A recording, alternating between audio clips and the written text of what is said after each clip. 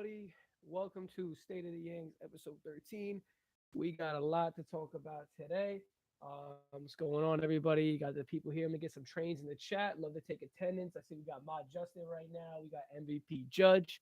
Phone lines are open the entire night. So if you guys want to give me a call, chime in anytime, feel free. Yeah, let's get into it. We got a couple special guests coming on today. We got John, my boy John from work, and we're gonna have Dugout Doug on a little bit later. That just reminded me. I actually never texted Dugout Doug if he actually wanted to come on the show tonight. Sure, he will be. Give this guy a call. But yeah, let's get right into it, guys. Another day, and Rodon is not a Yankee. Very, very, very disappointing. What do we got to do? Brian Cashman, once again, cannot get the job done. He didn't even get the job done with Judge. It took Hal getting on the phone with Judge saying, "What do you want? An extra year? All right, fine, we'll give you the extra year." It is very annoying to have a GM just get extended, and he's really just not good at his job. What has he done? A lot of people do love this guy. I think it would be a little bit different without Cashman around, but Hal, I need you to take the reins here, take control, get Rodon on the phone. MVP Judge says Lashman, exactly Lashman. But yeah, the Yankees need to give out $200 million to Rodon. Rodon. I'm going to be saying it any which way the whole night. But they need to give out the 200 million. I don't care how many years it is. I don't even care if it's 250 million. Why are we worried about making the smart move? We have made smart moves for the last 13 years, and where has that gotten us? It's gotten us nowhere. It gets us just playoffs, exits every single year. Let's not make smart move. Let's make the moves that are going to get us to win. Let's make the moves that are going to put us over the hump. Let's not be just as good as whatever the Astros or just as good as whatever team. Let's be better than everyone. Let's be the team to beat.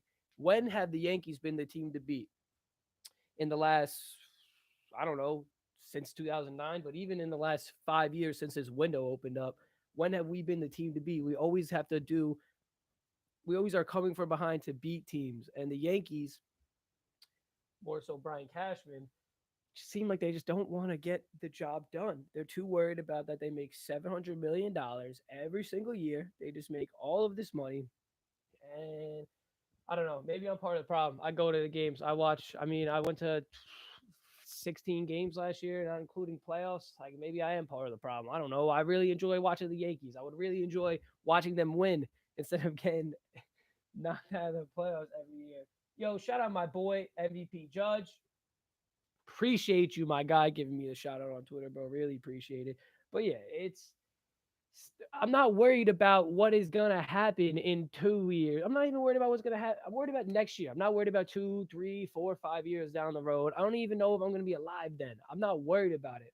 What I'm worried about is, are the Yankees going to win a World Series? And if we're not gonna win a World Series, then what the heck are we doing? Why are we signing anyone? Let's just freaking mail it in. I don't know, man. Let's get Volpe up here and let's win a World Series. But that's coming on a little bit later on in the episode. The Volpe, what the just happened? Wow, just lost everything that I'm doing here. Sorry about that, guys. My phone is going insane right now, and I'm trying to get that. Apologize, guys. I apologize. My bad. But yeah, sorry about that. Just my computer just went crazy there. But yeah, so if the Yankees do not get Rodon, we got to start looking into some different moves for a starting pitcher because I can't be running with Garrett, Nestor, Sevi, Montas, Domingo, Herman. I don't want to run with that. I can't do that. I mean, does anybody really think that that rotation is going to win us games? I don't. Um, Maybe we see Pablo. They were start talking about that last year, and they were talking about it ago. But I don't know the pieces we have to get. They were talking about actually Jazz Chisholm too, which was insane. I wouldn't even think about the Marlins even wanting to move Jazz Chisholm. I don't even think they probably didn't even entertain that. when Cashman called up there, because who is Cashman going to part with? This guy just prospects hugs and prospect hugs and prospect hugs. And what do we get? We get Andujar, who's now on the Pirates. Could have traded him for Garrett Cole. Could have traded him for Arenado. We have Frazier, who's played in Mexico. We just have all these people who we hug and hug and hug, and they don't end up working out. What are we doing? Even Devi Garcia was another guy we hugged, but we're not gonna move him. What is that guy doing right now? So I think we're more likely to see a move uh, for a lesser quality starting pitcher. Maybe we see Pablo Lopez. I doubt we see Pablo Lopez. Maybe we see them make a trade more for Brian Reynolds. I know a lot of people are talking about that. Brian Reynolds is hot right now in the news. A lot of people want Brian Reynolds. A lot of people want him. But chat, let me know what you think. Would you guys rather have Brian Reynolds, or would you rather have Pablo Lopez if we don't get Rodon? I think we need to get him, but if we don't get him, which one would you rather have, guys? Another thing, which is still a question, is third base. What are we doing with third base? Are we gonna run Donaldson out there? Are we gonna run DJ out there? We having one of the kids take over third base. We're gonna platoon Cabrera at third base with Donaldson. That is a question that needs to be answered, because Josh Donaldson, man, he is so bad. He is so bad. Last year, he had a 96 WRC plus, and he slugged 374. How do you slug 374, man, and you're still playing for the Yankees? We're the Bronx Bombers, dude. We're the Bronx Bombers. That is so bad to slug 374. He had an 847 OPS. The only good month this guy had was in May. In May, that's where he had the 847 OPS. MVP Judge says, I need Lopez if we don't get Rodon. Bro, I agree with you. I think we need to get Lopez or a pitcher of that caliber. But yeah, back to Josh Donaldson, man. This guy is just horrible. He's so bad. He's old. He brings controversy to the Yankees that we don't need. Like, with everything going on with Jackie, we just don't need all of this stuff that he was bringing last year. And he was supposed to bring a fire to the team, but you want to bring that fire in a positive way. You don't want to shine light on the Yankees in a negative light. We don't need that. All right, everyone already hates the Yankees. I don't need people hating the Yankees more.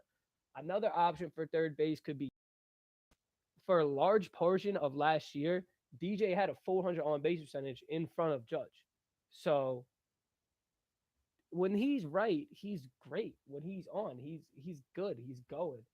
I don't know if he's going to ever get back to that 2019, 2020 DJ we saw. The average last year was low. It was down to 261, which is just, I don't even think it was that low in his Colorado days. But we really want DJ to get back to that form. He did have a 116 WRC plus, but it just needs to get higher. And I just need him back in 2020 and 2019. I believe he was around a 140 OPS plus. If he can get back around there, that's what I needed. He was there for a large portion of the season, but it's just the injuries just keep bogging DJ down, man. He missed 2 postseasons in a row right now. I just need this guy to stay healthy. So I have him up. I got him up there. Am I rocking him? Who am I rocking right now? Oh, I don't even know who I'm rocking. I think I'm rocking Rizzo. Not sure where the DJ jersey is, but love DJ. DJ's my guy. I got him up there usually. I don't know if you guys anyone remembers, but just like in 2019 when DJ started with the Yankees and we first got him, no one even knew what this guy's role was going to be.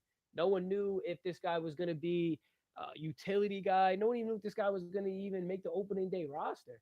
But the rest is history since then. That guy just started cooking.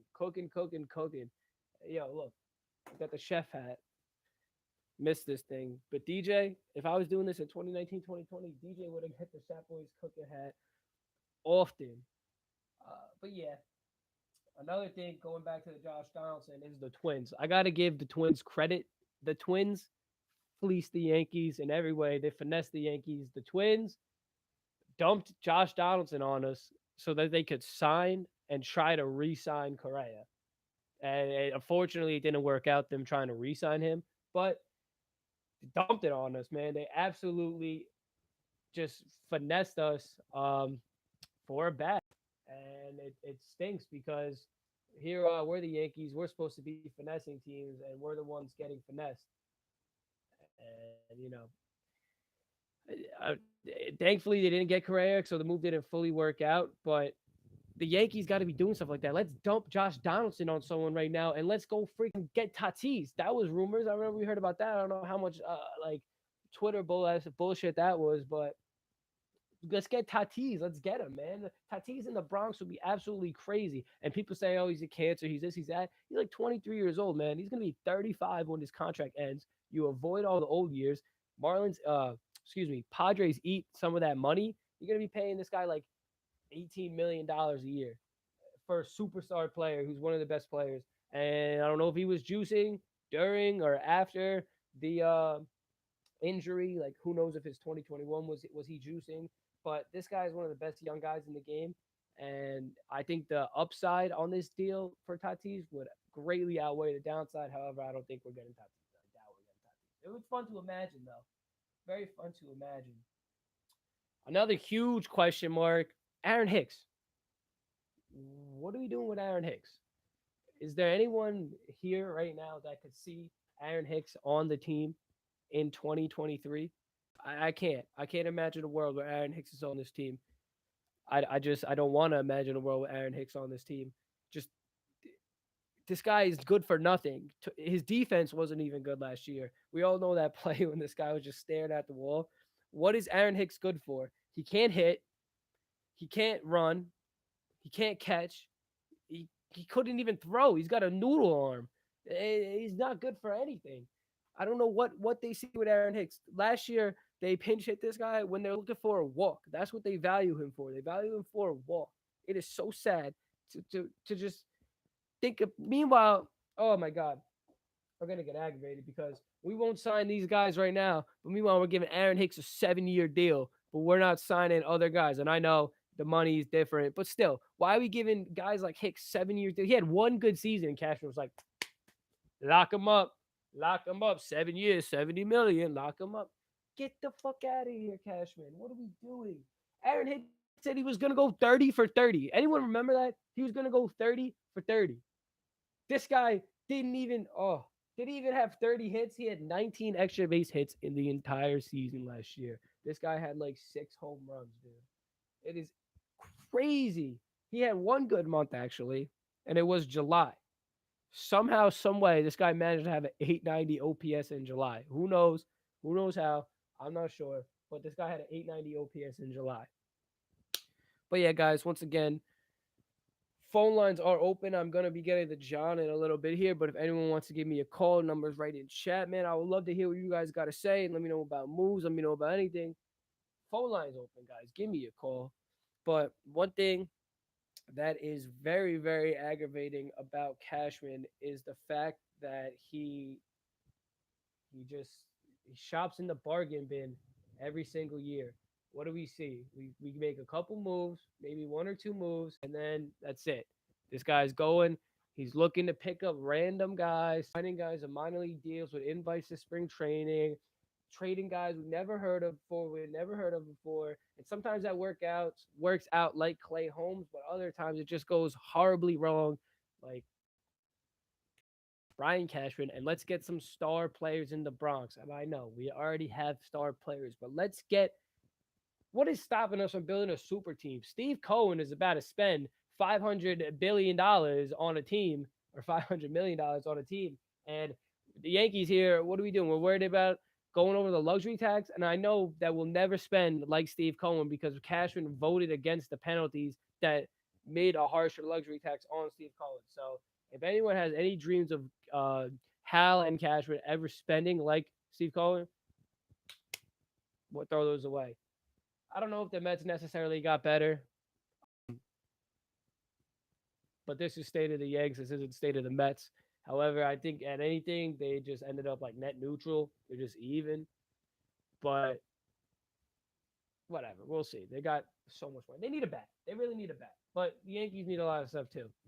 But yeah, we'll see Cashman in February or January, February, March. We'll start to seeing him shopping in the bargain bin, trying to get guys on discounts, guys who aren't signed yet, guys who want to play. See if I can get this guy cheaper. make a trade for this guy. Like even our platinum glove catcher, Jose Trevino, was traded for in spring training. This guy had like a week before he was on the team, and he overachieved, and it was great. I love Trevino, but you can't expect that every year. We can't expect to go pick up a guy in April and him have an all-star season. That doesn't happen every year. It just doesn't happen.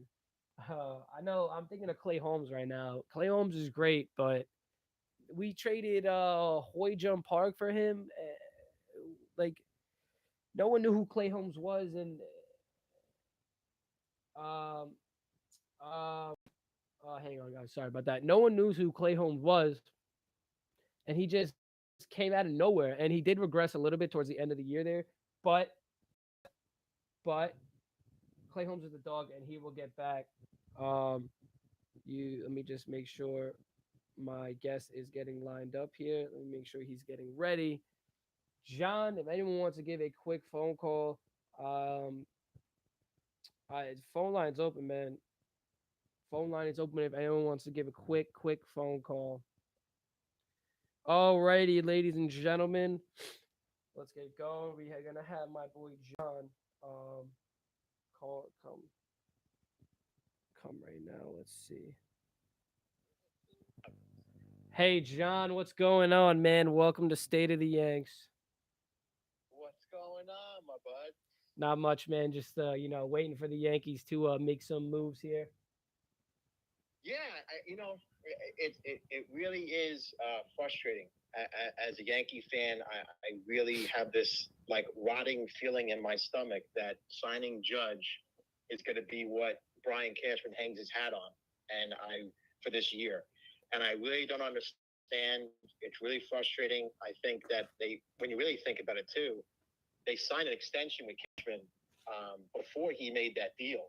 So, I mean, I guess maybe he knew that it was definitely going to happen. But imagine if we didn't sign Judge and he got extended and we still really haven't done anything other than Judge. I mean, yeah, he brought back Rizzo, which was also a good move, but it's really kind of concerning.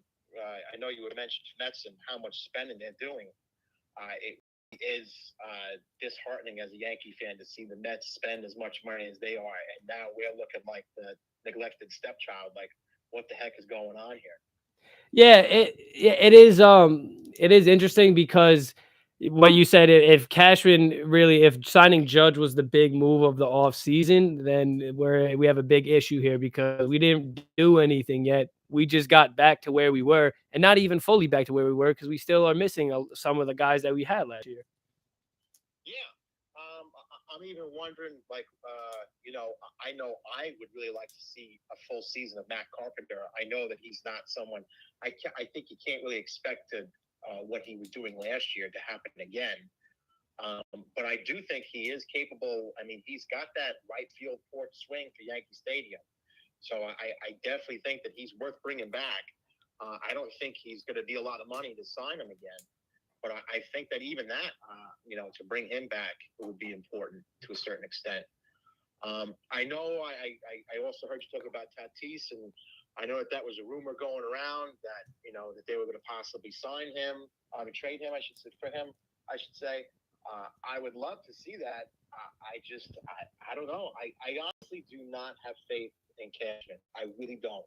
And I don't know if it's him or if it's Steinbrenner who's telling him that, hey, I don't want to be crazy over the tax. I don't want to spend a lot of money. What Steve Cohen is doing is good for him. It ain't my bag. I mean, that could be it. It very well could be it. But I really just, I don't get it. And I know a lot of people say you can't say what George would have done. But I'm telling you, there's no way, shape, or form that George Steinbrenner would be alive and allow the Mets to outshine him in New York. There's no way. Yeah, George would have, he would already spend $1 billion by now if watching what Steve Cohen's doing. And what, I don't know if you caught what I said before was, but there's no way the Yankees are going to spend like this because Cashman voted against or voted for a harsher luxury tax. So Yeah. we're never going to see anything like that. Yeah, I really think so. I almost am beginning to speculate myself if Steinbrenner is maybe looking to sell the team, Oh, and maybe he's trying to keep it where they're not paying the luxury tax, and keep the salary decent. And then he's got a team in his mind that, hey, they're making the postseason. We re-signed Judge. He's going to put fannies in the seats as long as he's healthy. And, if we got a team that makes the postseason, hey, I got a team that makes the postseason.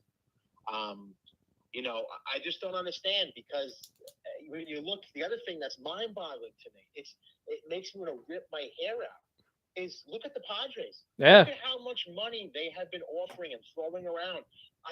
The freaking Padres. Yeah, unfortunately, no one wants to go to the Padres. Yeah, unfortunately, nobody wants to go, but they're still throwing the money around. I mean, they seem to be in on everybody. Yeah. I mean, at least be in on people. They say they're in on people, but are they really in on people, or are they just driving up the price? I don't buy it either. I don't buy it. I really don't. It's like I said, listen, I grew up with the end of Don Mattingly's era, and I watched all the championship teams in the '90s, and don't get me wrong, it wasn't like we were big players in free agency every year per se. We had that core group of talent, and we had key guys around them.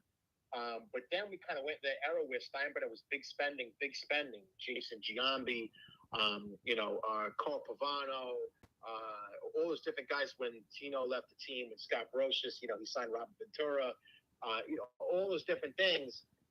I mean, I just want to, the A-Rod trade. I just want to see like some big moves. I feel like with the Yankees, and I'm almost like in an identity crisis. I'm like, who the heck is this freaking team? And then also when they do make the big moves, it kind of, they don't make sense. Like, I love Stanton, but just looking at all the players that Stanton has blocked us from getting is just absolutely insane. And yeah, he's been great in the postseason. He's a great Yankee. He's good, but we missed out on Machado. We missed out on Harper. We missed out on just multiple guys. We're probably going to miss out on Soto now because we have the back end of Stanton's contract to deal with. We have so many guys who are just, when they do make a big move, it's like, all right, they made a splash, but did Stanton fit the team? We're coming off of 2017 where we needed more balance. We already had Aaron Judge. We didn't need another Aaron Judge. So that right there was the beginning of kind of the downfall of where the Yankees don't know what they're doing, kind of. Yeah, I totally agree. It really, it's just, it really annoys me. And I mean, I guess it could be worse. You could be a Red Sox fan. You could be losing like half their freaking team from the last time they won the World Series. So I guess it could be worse in that aspect. Of course, all Red Sox fans that are probably thinking that, well, at least they have more championships than the Yankees since the turn of the century, which is true. But yeah, I mean, it's just painful. It really is. It's aggravating. It's frustrating. I really don't get it. And I don't understand.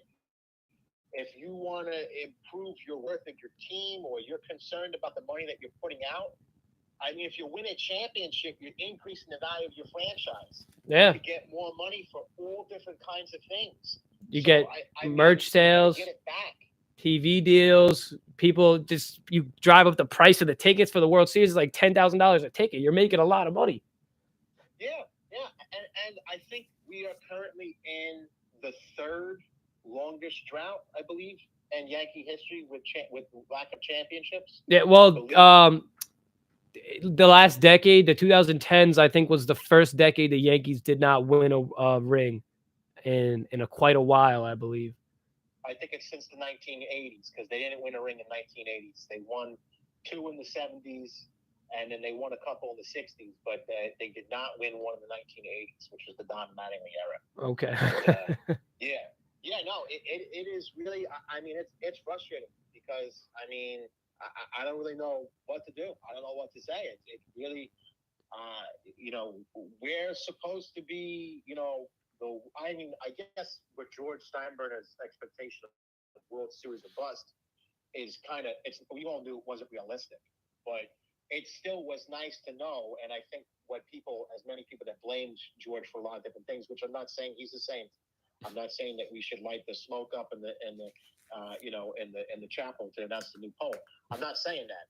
I'm just saying that you knew with Steinbrenner that he was going to do whatever he could do to get your team to win. And if he was making money on the team, he put that money back into the team and get it to win. Yep. And I think that with Steve Cohen and the Mets, listen, we live in New York. I got a lot of friends that are Mets fans.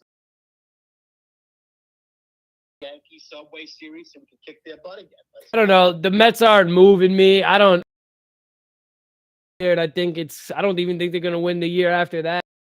Kind of are in a weird building process where they're gonna start like getting rid of all these guys that are just bad, and they're just gonna. He's just gonna just add good, talented players until he doesn't have any bad players left. I think that might take a year or two, but looking at their payroll, they have so many holes in their lineup. And even looking at our payroll for how high it is, we have so many holes in our lineup. So spending is just it's doesn't always correlate winning. You got to spend properly. And like last year, large portion of the Yankees payroll, I think almost maybe $60 million of the payroll is between Hicks, Donaldson, Chapman, and Britton. Which is how you expect to win when you have three guys that are so ineffective taking up that much payroll. The other thing I will say, because I did hear you talk about Donaldson before too. The other thing I will say about Donaldson is I have this feeling that if the Yankees were to trade him and get rid of him, I have a feeling that he's going to turn it around and turn into that SOB player that he was. That every time he came to Yankee Stadium or whenever the Yankees went to where he is, he killed us. And I'm afraid of that. No, I don't think so. I think this guy, I think he's actually, if I could find this really quickly, I don't want to take too much time on this, but if I could find his home road splits, I think he actually was pretty good on the road. I don't think he was good in Yankee Stadium at all. I think that was where a lot of the problem was. So it seemed worse because when the fans saw him, he just wasn't performing. But I think he was not bad on the road. But I don't think he's gonna do anything next year. I think this guy's washed. He's not getting any younger, and he's just. I'm just tired of him. There's no way we could have this guy on the team. You heard me say the Twins dumped them on us. They fleeced us, and now we're stuck holding the bag. Yeah. I mean, well, that's the other thing too is if the Yankees are not going to make any more moves, which that's not the case. But if the Yankees are not going to make any more moves, then finally let's bring up the kids. Let's give the kids some playing time. Let's see what they got. We've been hearing about Volpe for how many years now? We've been hearing about Volpe. Well, let's see what he can do. Also hearing about Dominguez. All right, yeah. So Josh Donaldson at home, he had a 620 OPS, 4 homers, 24 RBIs in 60 games. Josh Donaldson on the road, not much better, but it's 233, 63 hits, 11 homers, and he had a 730 OPS. So a difference of 100 points on his OPS in home and road. And it's, I don't know. This guy can't be a Yankee. You got to dump him. You have to dump him. Yeah, well, I mean, what I was referring to is that when he wasn't a Yankee, he seemed to be very good against the Yankees. Yeah. I hear you. He's a frustrating player. Hey, some guys can't handle New York. And I think the big thing with Josh Donaldson, I believe it was the playoff game. I'm trying to remember which one it was, where I believe he popped out and he laughed his way back into the dugout. To me, he's Is that when he got thrown out at second there? Oh, yes. That's it. You could see me on the broadcast. I have my hands up like, what the fuck is this guy doing? I'm sitting, the ball went right in front of my face. You could just see me on the broadcast, just like, what the hell is he doing? When I was younger, I used to get pretty pissed. And trust me, if that happened when I was that kind of person, I would have definitely taken my TV for a run. I was pretty pissed about that. I'm not going to lie. What else? Hard pivot into some Barry Bonds talk because I know that we were discussing that. Eric, and you feel that Barry Bonds is not a Hall of Famer. I think that Bonds and I think that Clemens,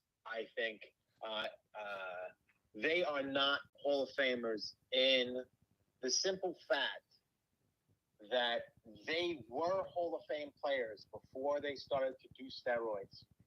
And they started to do steroids. I know Bonds did it because he saw all the attention that Mark McGuire, and Sammy Sosa were getting. Hey, listen, for all intents and purposes, if Bonds did not take steroids, I mean, this is more my era. I know it's before your time, Yeah. but Ken Griffey Jr. was like the thing in the 90s, okay? Mm. And Barry Bonds was known as a head case. He had a piss poor attitude. He had diva mentality, that kind of thing. But still, with all that being said, I think he lost Player of the Decade vote by one vote to Ken Griffey Jr. If Barry Bonds probably smiled and winked at a reporter maybe once or twice more, he probably would have won it. He's got the 40-40 power and speed combo.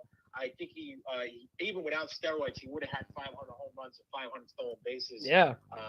He is a very talented player. Do not get me wrong. And even, Ted Williams always used to say the hardest thing to do in all of sports is to put the bat on the ball. Exactly. And that's a skill you can't take away. But you can't take that skill away. And also, Barry Bonds owns the most Gold Gloves by a left fielder. is that from the steroids? What's that? Is the Gold Gloves? Do you think that's from the steroids or? Oh, absolutely not. Absolutely not. I think actually steroids would hurt your Gold Glove ability because you become bulky. As you become more bulky, you're not as flexible and agile. I would think. So why don't you think he gets into the Hall? You seem like you're making a pretty good argument for him. I think baseball, more than any other sport, its numbers are holier than now. They are like a religious thing. Okay. If you talk to true hardcore baseball fans, there are numbers that all of us know. With hits, it's 42-56 with Pete Rose. With home runs, with Barry Bonds now, I believe it's 762. But, I used to know like the top 20 home run hitters of all time before the steroid era. I knew all of them. I knew all their numbers. But the numbers 755, 714, 660 for career home runs. For single season home runs, 61 and 60. I mean, we all witnessed it. 60 and 61 are still very special numbers. Yeah. But now 73 and 70, Sosa hit 60 home runs so many times. It really cheapened it.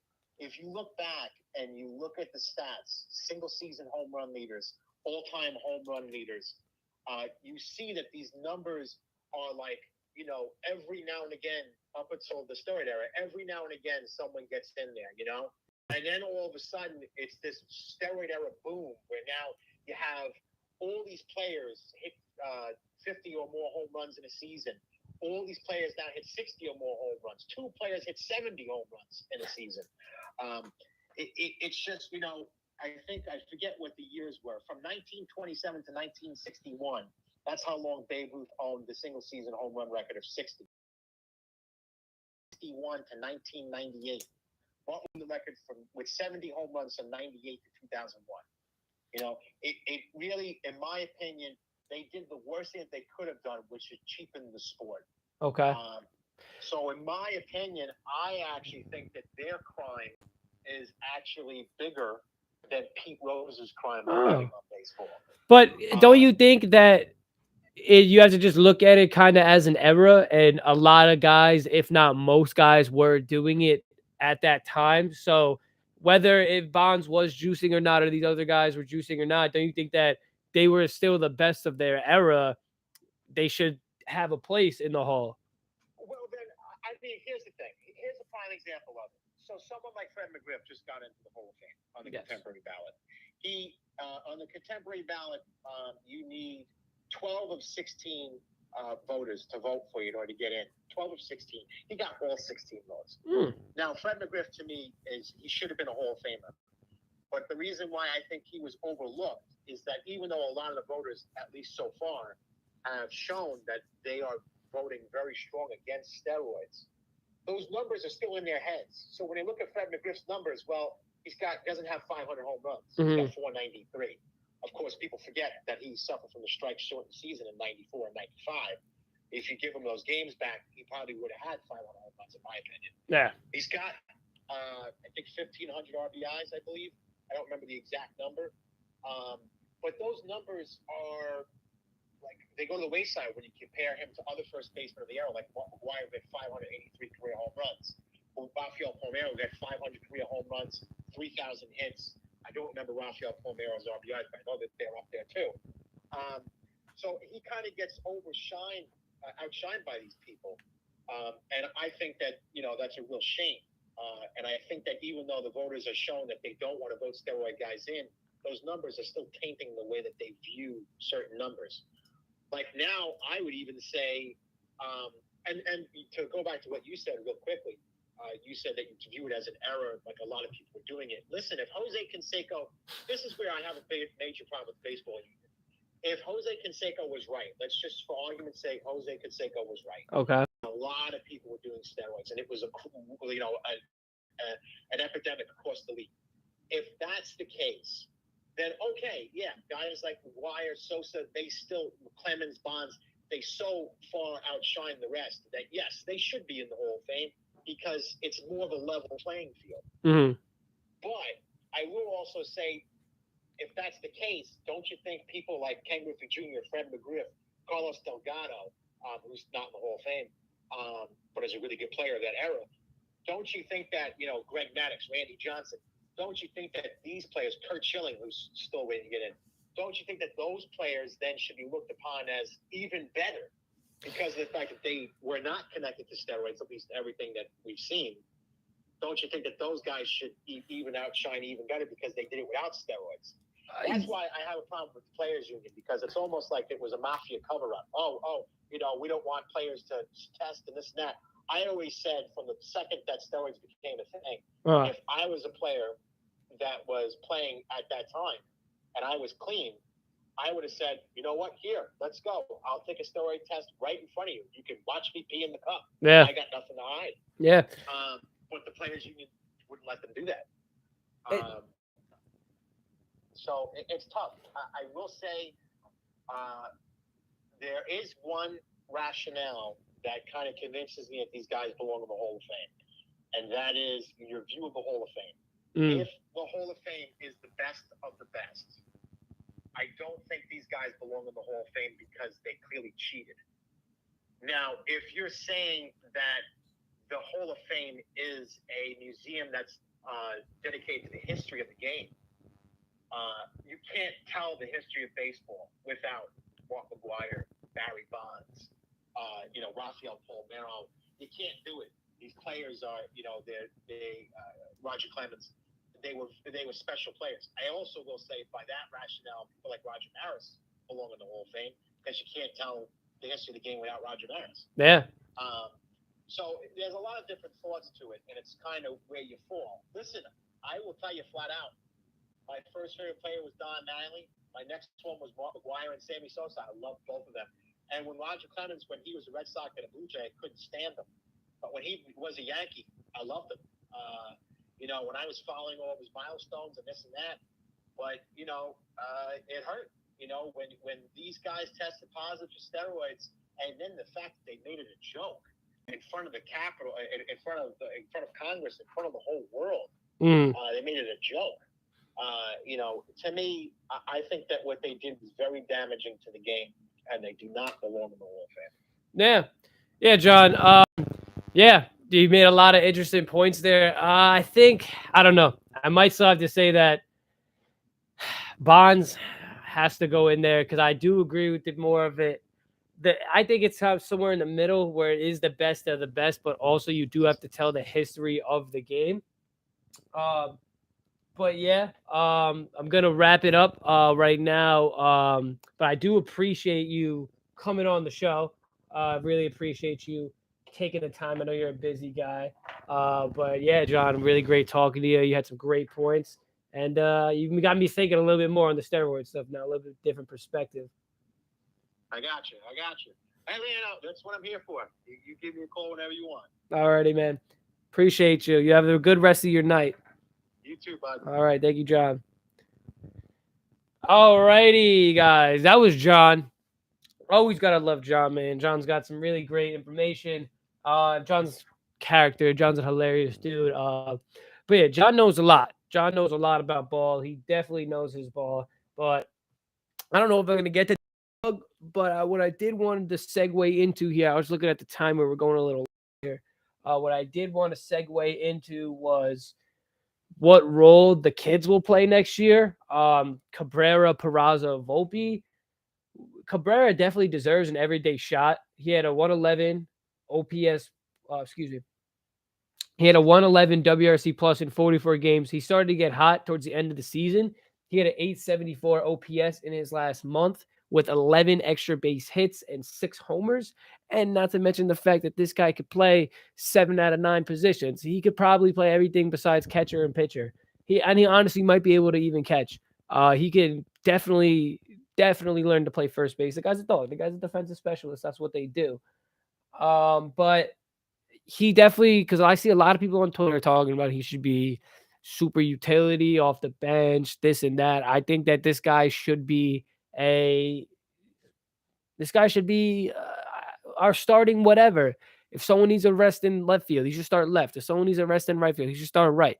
This guy should play third. He should play short. He should play second. He should play everywhere. He needs to be in the lineup every day, is what I'm saying. And another thing was what's good with Peraza? Is Peraza our starting shortstop? We didn't really make a move for any of the shortstops on the market. I don't know if we're gonna get Tatis. I doubt we get Tatis. We didn't get anyone else. Why would we get Tatis? IKF, are we gonna run it out with IKF again? He was supposed to be the stopgap until these guys are ready, and they are ready. So are we gonna run it out again with IKF, or is Peraza going to be our shortstop? And Lord Jesus, I pray to God that it's Peraza. Peraza, man, that guy can rake. That guy can rake. There's some guys that can hit, and there's some guys that can rake. Peraza can rake. Dude is just as pure as a hitter as it gets. Just put the bat on the ball, and good things happen. From here to here, and good things happen, man. I think it's a good chance we see him as our starting shortstop, but that makes me question, when will we see Anthony Volpe and what will his role be? Will we see Anthony Volpe play second? Will we see him play third? Will we see him play short? He mainly plays short. He's played a couple games at third and second base in the minors. But what will his role be? Is he going to be a bench piece? He stole 50 stolen bases because he started running for us while he's learning the basics of being in the major leagues. What can we like? What will Anthony do next year?